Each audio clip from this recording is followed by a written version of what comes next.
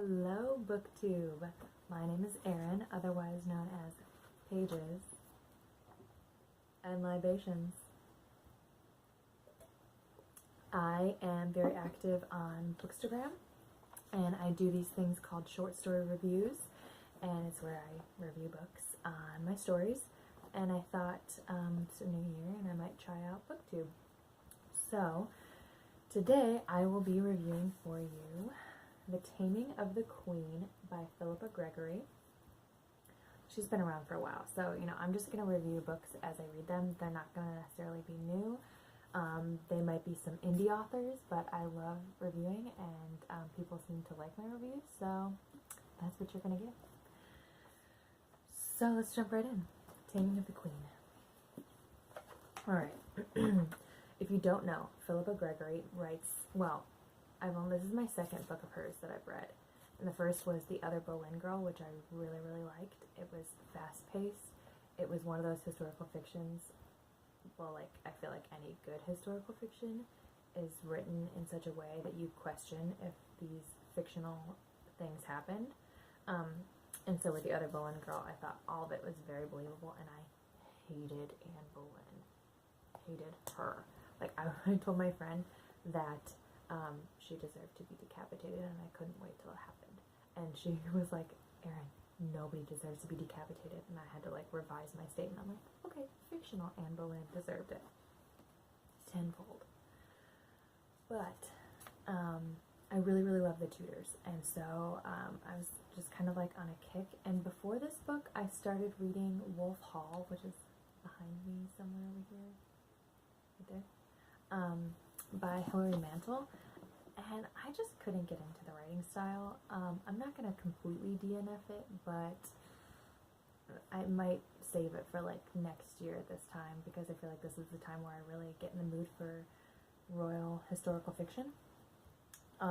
And I just didn't know if I could take that much more of Henry VIII. Alright, into Taming of the Queen. This is the story, yes, Henry VIII, but it is about his sixth wife, Catherine Parr, who survived. I guess there's this rhyme that, or not really rhyme, but just it goes, for his wives, it's divorced, beheaded, died.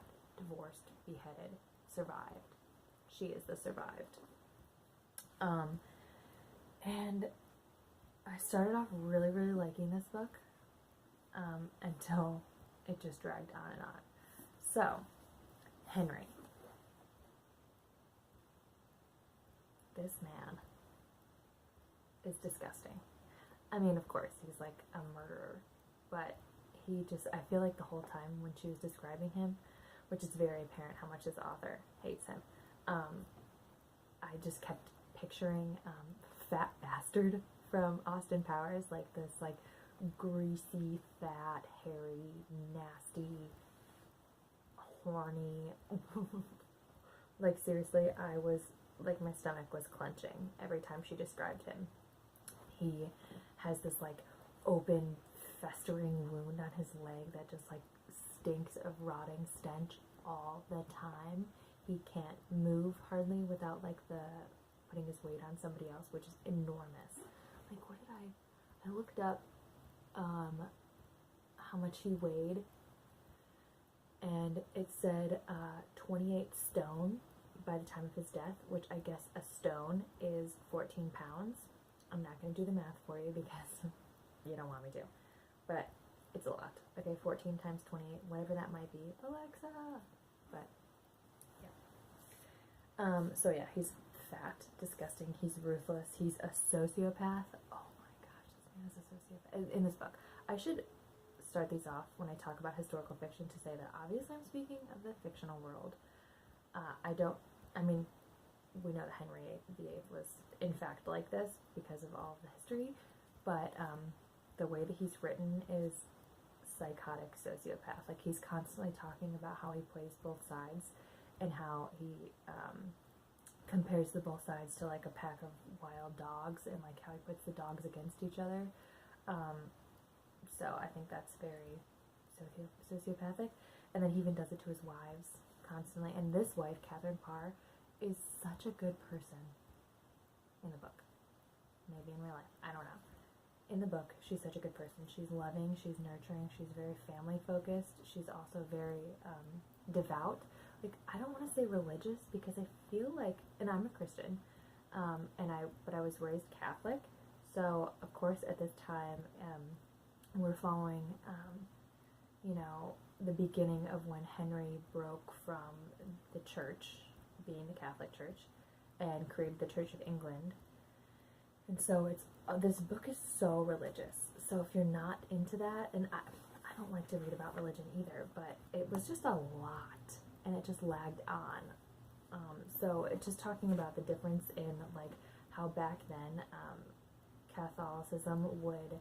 First of all, if you don't know anything about Catholicism, one thing that Catholics believe in is something called purgatory, which purgatory is said to be this place between heaven and hell that's just kind of like a waiting room, you know? And so people that are kind of ambiguous in their faith in this life, or people that like have never heard about God or don't accept God or whatever, they're said to go to purgatory. And so people living are supposed to be praying for the souls in purgatory, and if they get enough prayers, then they go to heaven.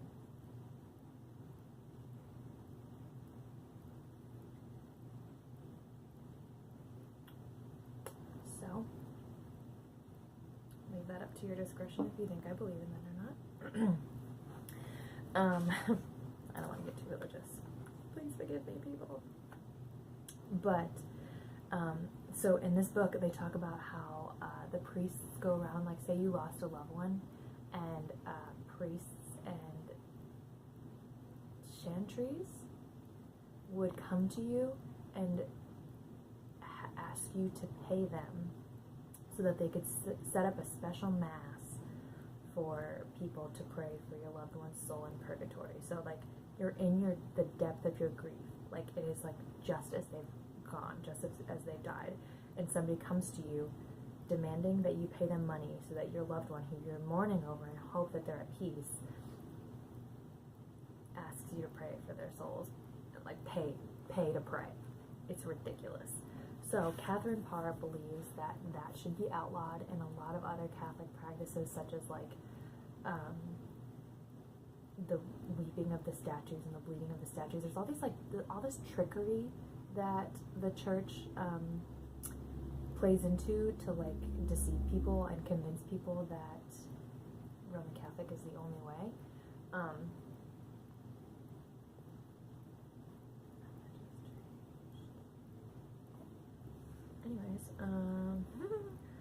But she's very biblically driven. Like she's like, the Bible should be given to the people should be able to decide how to seek God based on what the Bible says.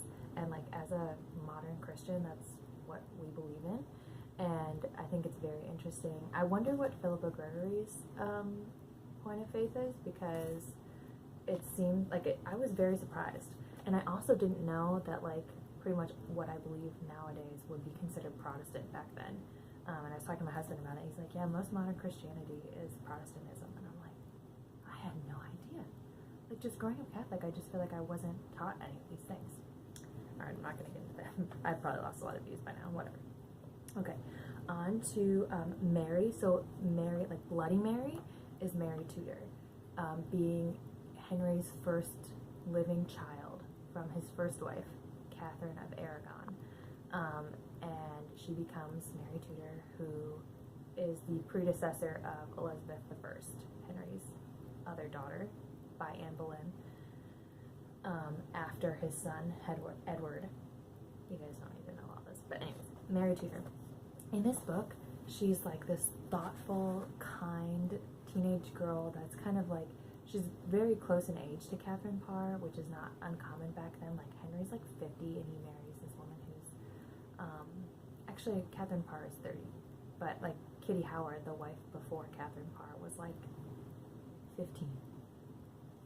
Disgusting. But again, not uncommon for that time. But it's so terrifying to see how Mary is painted in this book, compared to what she will become and what we know of her as Bloody Mary. So throughout this book, Catherine Parr has a group of ladies that gather in her room, and men too, that gather in her rooms and hear preachers of different faiths, and they discuss it. So it's like this like scholarly book club, and they come together and they discuss the Bible and they discuss views of different faiths, and it's enlightening. But most of the women around Catherine Parr, and including Catherine Parr, are Protestant, and therefore the Reform, which is Protestantism. As Queen Elizabeth is, well, now she's Princess Elizabeth, but Mary Tudor is notorious for being a ruthless Catholic. Like, she got the name Bloody Mary because she burned alive men, women, and children that were Protestants. So her tactics to get back to the Roman Catholic Church were bloody. So it's just interesting to see, like, to really love the Mary character in this book, and then be terrified because she's just kind of like, because of what we know of her, she's like just lurking in these rooms where people are having scholarly discussion about different faiths, and then later in her life she's like completely intolerant of that, and it's only her way or like vengeful death. So that's interesting and scary. Just a little bit about the actual writing. Every little break in the chapter ends in like a dun dun dun moment, and it's a little bit much. Like, I mean, like every single time it's like, Henry's coming after me, and it's like, huh? Like, what? Just calm down. Also, this book is only 440 some pages. That's yay thick. It could have probably been that thick, like a third of the size, because it just drags on and on and on, and it's so repetitive. Don't get me wrong. I really, really liked this book, but I skimmed the last 100 pages because I was just so over it, and I was like, I just want to get through this and get on with it and move on to something that I'm excited about because I'm sick of this book already. I liked it, and now at this point, like, I'm like trying to clutch my way out of a book hangover. I definitely need a break from Tudors. I thought that this winter was going to be the winter of Tudors. I have The Virgin's Lover, which is also by Philippa Gregory. Like I said, I've got Wolf Hall, and I've got Bring Up the Bodies by Hilary Mantel. I've got a book on James Stewart, Mary Queen of Scots' son, and a book about Elizabethan England. And I just need a freaking break after this book because it was just a marathon. And then that being said, I feel like it ends really abruptly. Like, Henry is trying to set Catherine up to be arrested, and he's just sick of her. Like, he's just immature, and he's a child, and he just wants another wife. Like, he's a psycho. So, you know, on one end, he encourages her to be learned and educated and scholarly, and then on the other, he's like, you're a woman, you shouldn't be learning these things, and you shouldn't even speak out of the terms that I believe in. But he doesn't even know what he believes in. He just believes in whatever benefits him. Like, he gets mad when people die. Like, he's like, how dare they fail me in such a way? And it's fucking crazy. So yeah, I felt like it ended abruptly. Also, Catherine has this epic love interest, Thomas Seymour, and she ends up marrying him later in life, historically, true story. But like the whole book, she's just like, they're like burning for each other, but they can't even talk to each other because the king would know, and he's always got eyes on his wives after having 5 of them and feeling deceived by all of them. So they don't even really get to talk. I just felt like it was so built up through the rest of the book that when it ended in Henry's death, like 3 pages before the book ended. And it was like Catherine proclaiming her freedom and like determined to publish books and do what she wanted and live the way that she wanted, and, you know, like love Thomas, whatever. And that's all good and well. I just feel like for such a build-up, I wanted it to end in like a ride off into the sunset moment with she and Thomas, and that didn't happen. So that was kind of annoying, and like, you're like, okay, what was the point of the rest of the burning, passionate love that we saw them go throughout this book? And also I wrote in my notes, since it's fictional, this is I'm gonna use some potty words in a second. since it's fictional, I really was like, why couldn't we have gotten a moment where somebody at the very end like whispers in Henry's ear on his deathbed, like, go fuck yourself? You know, it would have been great. I hope YouTube allows that. I know you can't say things if you want to monetize your videos later, which I don't think I'm going to get to that point, but these are my true thoughts. And then lastly, just fiction versus reality in terms of like what happens after the events in this book. I didn't realize, and I've been like watching a bunch of Tudor stuff lately, that Catherine Parr really did feel like Henry's children were her children, Mary, Elizabeth, and Edward. And so she really took them under her wing. So when Henry died, Elizabeth went to live with Catherine and her husband Thomas, and because she married Thomas like 4 months after Henry died, which I would have done it 2 weeks. And so Elizabeth goes to live with Catherine. This is the reality. And Thomas, like, is sexually abusive to Elizabeth, and secretly like wants to marry her to like gain power because he knows that she's like the second heir to the throne. It's just very disgusting because, again, at this time he's like in his 40s and she's 14. Tudor times were disgusting. When I read The Other Boleyn Girl, I was like raging on the fact that like women had to just be ornaments. Like Mary Boleyn gives birth to 2 of Henry's children and she's not allowed to see them ever because he wants her at court, even though he's like done with her and he doesn't care about her. He just wants her there as like, I don't know, it's no point. There's no point. And it's just horrible. And Anne is horrible also, but I digress. People, or women in history in general were just terribly treated, and it's hard to read about, but also very interesting to see how far women have come. And you see these people like, and it's true that Catherine Parr was one of the first women to publish books under her own name, which is very interesting. So I give this book, because it just went